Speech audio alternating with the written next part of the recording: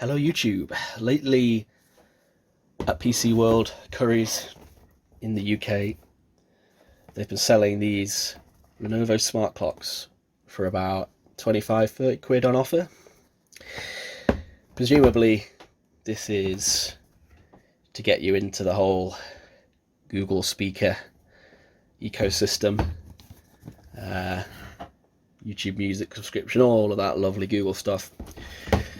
But it turns out that these actually, underneath, run a version of Android called Android Things, based on Android 10. And because of that, these are actually more useful than they might first appear, and I'd say probably more useful than their £25–30 price point. So I'm going to show you how it is that you can install apps on these things by breaking out of the default Google launcher, etc. But first, let's have a look. Do a little unboxing, because that's what we do on the internet, isn't it? So, okay. I've opened one of these before, and they don't really come with too much. Not that you really need a lot. Something like this. Okay, come back. There we go. Right. So this is the grey model. There is a blue one available, and I have one of the blue ones, but I think something funny about the blue ones, the auto brightness sensors on them don't seem to work properly. So I've got a couple of blue ones, which have issues with the daylight sensor, and the grey ones don't seem to have that issue. So yeah, these are the pins on the bottom. There is a version available where you can get like a wireless charging dock with these, but I haven't seen them in the UK. So we got, what else we got? We just got a charger and warranty information, and yeah, generic gubbins. Okay, let's get this plugged in. Here we go. Just a barrel adapter thing there that it's got. Okay, so here it is. Lenovo Smart Clock. Now, to start off, we are going to have to go through the usual Google Home setup. There's no way around it. It's the only way that I can tell to get this thing connected to the internet and for us to be able to get in and use it. One thing that does give it away during the setup, these seem to often do, well, they seem to do, Hi, I'm your Google Assistant. Yep. I'm here to help. They will do an update, which will take forever, and then what gives them away is that the update screens are clearly Android, and maybe you'll see what I mean in a minute. So we will need to go through setup with the Google Home app, and I'm gonna try do this without doxing myself. Choose the right place. So Google Home, you have to choose the add device option like that. So we'll go new device. It will search for devices, and hopefully it should find it. Yeah, there we go. Google Assistant Smart Clock found. So we go yes. This is just how we get it connected up to the Wi-Fi, and it gives us a number there. So this is all pretty bog standard. Let that connect. Okay. Yep. Put it in a room. We'll use Attic for this one, and we'll just put in the Wi-Fi password here. Okay, connecting.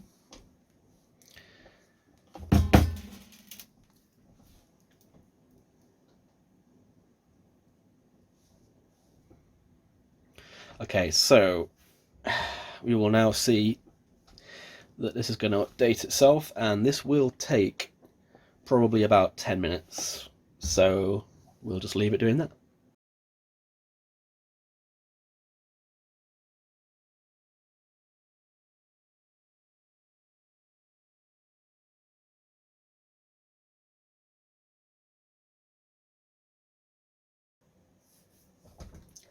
Okay, it looks like we're done.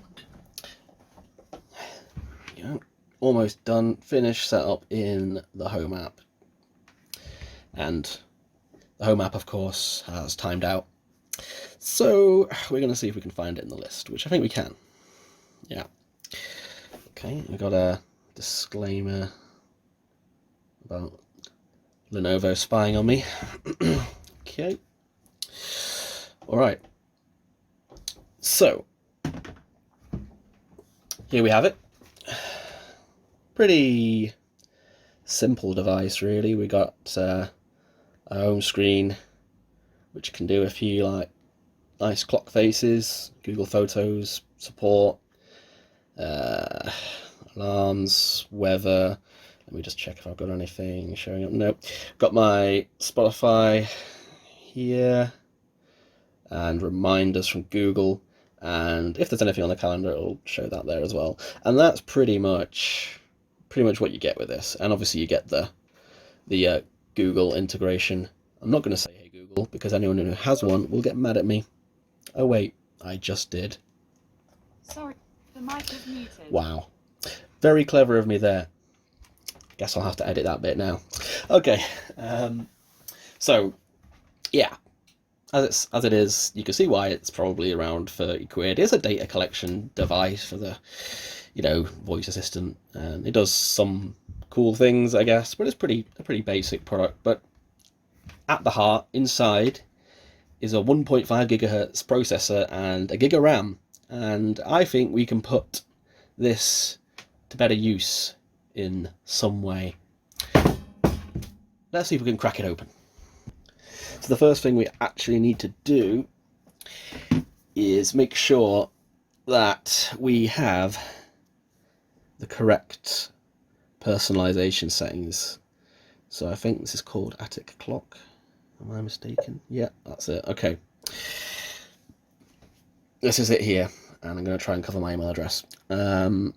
So you have to make sure in here that your account is linked and you need to have personal results on.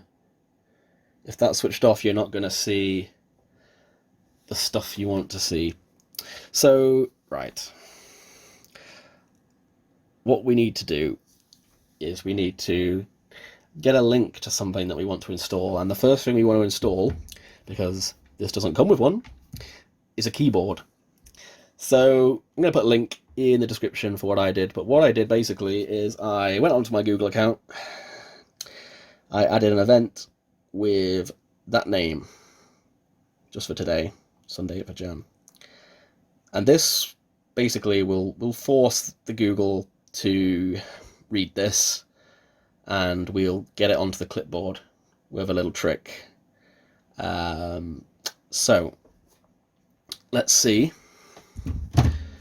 if The mic's back on. we have our calendar thing. And for everyone with Hey Google, yeah. Hey Google, what's on my calendar? There's one entry for today. Okay, my other one You have an answered. all-day Let's mute event. that. The mic is muted. Hey Google, what's on my calendar? There's one entry for today. You have an all-day event called https://f-droid.org/packages/com.mini.android.any/soft-keyboard. Great, that's working. Now, what we need to do next is The mic is muted. go into our Google Home app. Got Attic Clock there. Go into the settings and go to accessibility. And these settings are currently available. This happens sometimes. You just have to keep trying. Okay. Now we turn on the screen reader. Okay. That's an accessibility feature that we'll use to break out of this Google launcher thing they've got going here. So, good. Right. Let's turn this up so you can hear. I'm going to have to do it again. Okay. Hey Google, what's on my calendar today? Oh, the mic's muted. God damn it. The mic's back on. Hey Google, what's on my calendar today? Wow. Can you believe it? The one literally downstairs answered instead of this one. Cool. Hey Google, what's on my calendar today? There's one entry today. Fantastic. You have an Right. all-day event called https://f-droid.org/packages/com.mini. Now the green box, you can navigate left and right to select what you want, and when you highlight it, it should read it out in a different voice. You can't really hear it, but that's now reading that out using the screen reader. I'll try and demonstrate that. Oh, it's so quiet. I don't know why it's so quiet, but I can hear it reading it, so that's fine. We need to make sure, before we go to the next step, the last thing it said is that address. So, yeah, it's now saying the web address. Okay, and now what we do is we draw a little L on the screen, and that brings up the accessibility menu. Again, to navigate, we go right, right, right, and what we want to do is click copy last utterance to clipboard. Now I've essentially copied that to the clipboard, which is all well and good, but now we need to get to a browser, so we'll do that again. Oh, wrong way. Swipe right, and we'll go to TalkBack settings. At this point, we can go in here and turn the screen reader off again. We don't need it. Okay, so TalkBack's off, and we'll go to privacy policy, and we should now be in a browser. An old browser, but a browser. And you have to allow all of these. If you don't, it'll just kick you out. So allow all of those. Click on the URL at the top. Come here. Press and hold.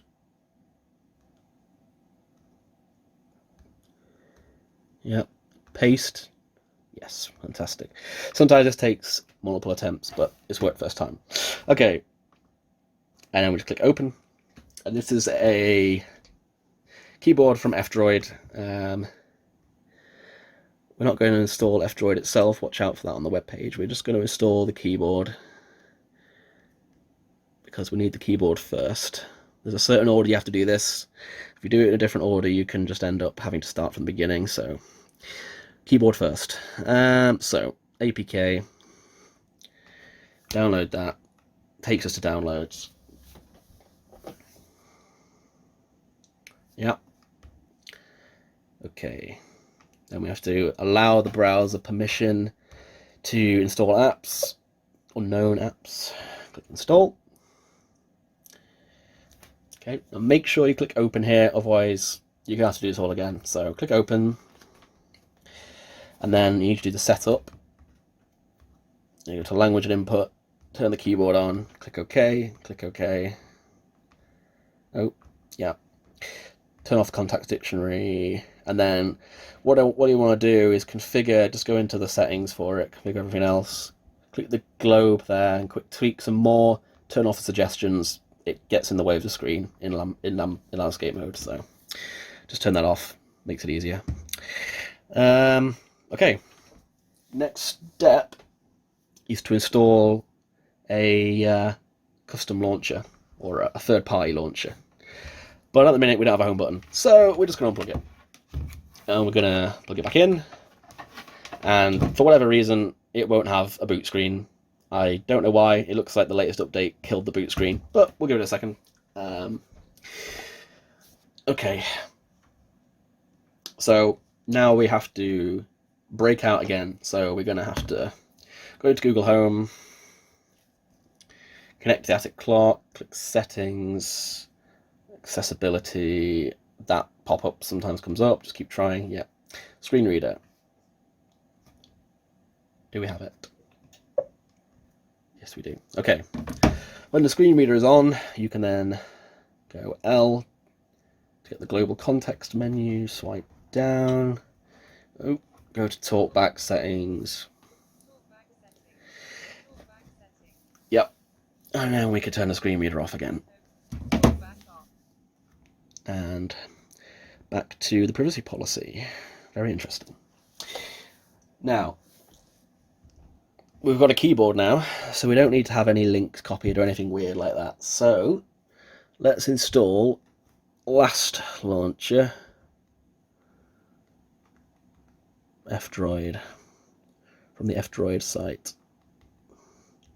You could actually probably use any launcher, but this is a very simple, lightweight launcher that works quite well on these things. So, and ultimately, that's all you really need. Okay.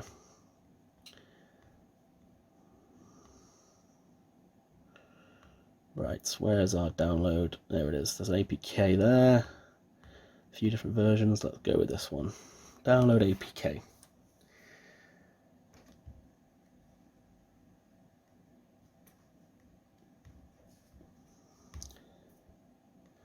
Install and open. And there we go. We have a launcher.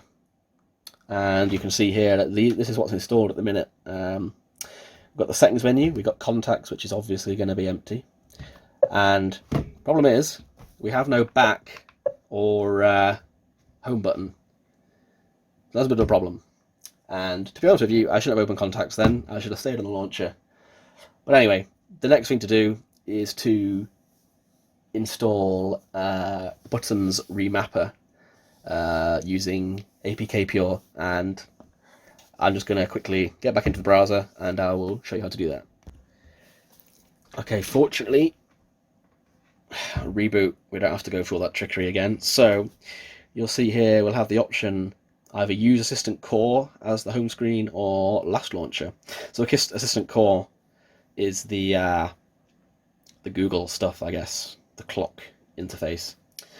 But we want to use Last Launcher, so we click Last Launcher and we go Always, because we just want to be able to go into that. We can still get back into the Google clock if we want, but we want to be able to do other things.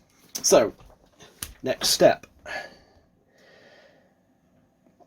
We'll need an application that will allow us to map some buttons here so that we can have a back button and a home button. So, first step, at least this is how I've done it, is to install APK Pure. This, I don't know how trustworthy this is. I don't know, what the security information all this is like, but these seem to have a good, they have a good catalogue of apps and stuff, third party provided. They seem to be largely mirrored from the Play Store, but I don't know. But it's just a clock at the end of the day. There's not a lot of information on this device. If I'm going to get hacked, this device is not going to reveal a lot of information. So, nope, not how to install. We just want to download the APK. Yep. So this will give us a sort of third-party app store on the device, so we can install stuff. Okay.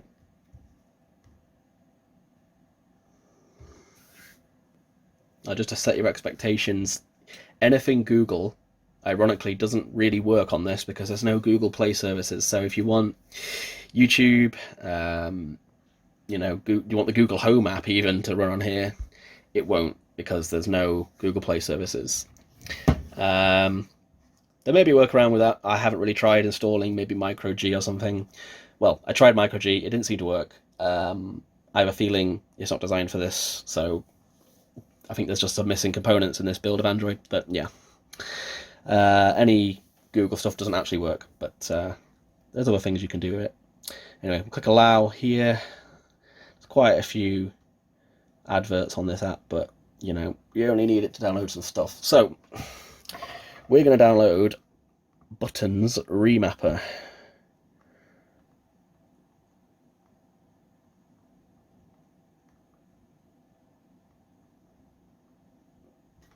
And it's this one at the top by Urshan. So we'll install that. So that's it downloading. It's going to stage the APK. We have to give permission again for this app to install stuff. Go back and install. Okay. Open it up. Right. The reason I've chosen this one is it doesn't need a draw over permission, this device. If you need any apps that use the draw over for apps permission, that doesn't work on this. That's clearly been disabled at a operating system level, so we can't do that. So we'll just tick service enable, and this one uses an accessibility service, which we can use. So we'll turn on the accessibility service for button remapper, toggle the notification because we want it to stay alive, and we'll add some maps. So we're going to go to short and last long press, volume minus, and we're going to have volume minus as the back button, I think. Yeah. And do the same for volume plus, home button. Okay. So we should now, in theory, have a little Android device that we can actually navigate. So press back. There we go. And home. Back to the home screen. Now you will see that it will adjust the media volume as you do that. Despite the remapper saying that it'll block system actions, I think there's something, something more built into this that stops you from disabling that. But, doesn't really matter too much. What we want to do as well is make sure that this button remapper software doesn't get killed in the background. This doesn't have a lot of RAM, and there is a feature for that. So if you go into settings, look for Dura speed, you will find button remapper there, turn that on, and that will allow it to run in the background. And I think, yeah, when you do that, sometimes it does kill the app. But a quick restart like this will just bring you straight back into your launcher anyway. So you can do that.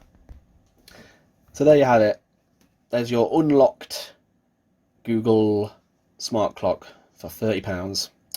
There are a few use cases for this, but I'm probably going to do another video on that, just to show you some of the things that you can do with one of these once you've got access.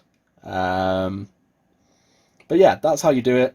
Give it a try. I think there's also a thread on XDA developers where some people cleverer than me are working on how to properly hack this thing, maybe get a custom ROM running on it or something, because right now, if you have a look, it's running a restricted version of Android 10. You can get developer mode on it.